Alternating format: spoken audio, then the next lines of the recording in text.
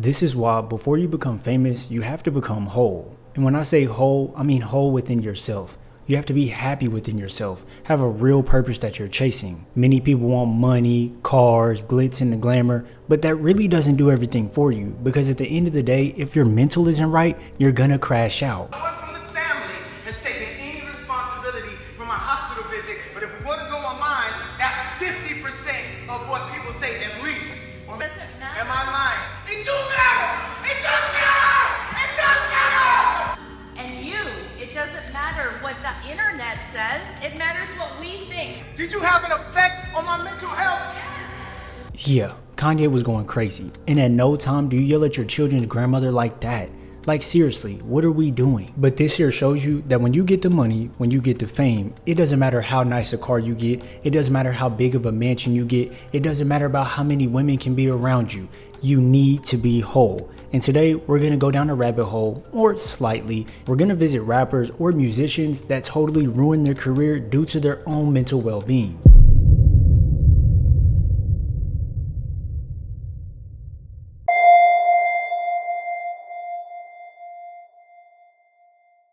Now everybody kind of already knows about this case, everything that's going on with him and the 13, 14 or 15-year-old girl that everybody is thinking that he murdered and wrote love songs about. It really goes deeper, and if you want to watch a video over that, check out my last one because I went deep into it. But let's first start off with his rise. In 2022, he had Here With Me and Romantic Homicide that went crazy. Like on TikTok, it went viral. Kai Cenat reacted to it earlier in the year and it just blew him up. Everybody loved the raw and authentic feelings that he put in this song, and ultimately this would be his demise. Now some of you are probably like, how was that his demise?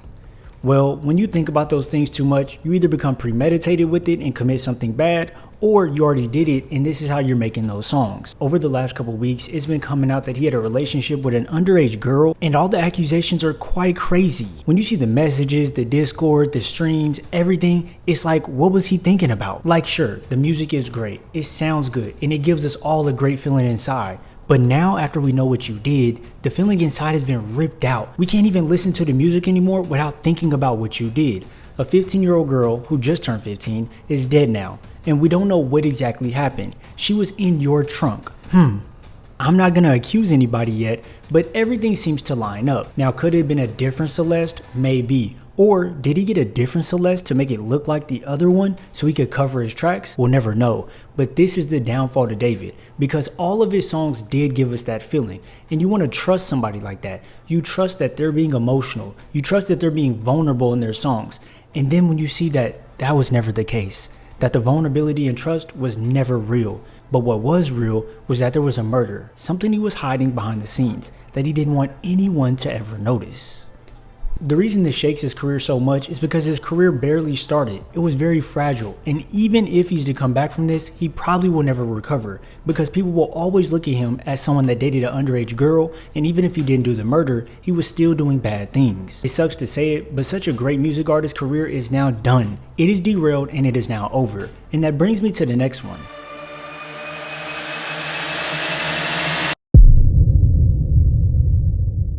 Sort of like this David case, I said it in my last videos, it reminds me of YNW Melly. And Melly was big. I'm talking about huge. When Murder on My Mind was on the rise in 2019, I don't think anybody could not hear it. It was in the cars, it was at the parties, it was everywhere. I got murder on my mind. Hey, everybody loved it, but it's like we're singing a ritual. Why do we have murder on our mind? Why is this something that you made a song about? And for you all that don't know about it, he murdered his two best friends. Well, allegedly. Him and his friend both murdered two of their other friends in a car in a shooting that nobody knows exactly what happened. In the song Murder on My Mind, he rapped about these things, so everybody's like, well, you must have did it. Sort of like the David situation. And to me, it's just like, where does your brain put you to have friends with you that you want to kill for the gain of your own fame? But this is why they say money is the root to all evil, because the more famous you get, the more money you're probably going to accumulate. I mean, Melly was on the rise. He had mixed personalities with Kanye, and my two favorite songs is PNC Bank and City Girls. I really love those songs. But now that Melly is locked up, he can't really do anything, and the murder is bigger than his music. Once he got locked up, he tried to release music, but the public really didn't care about it.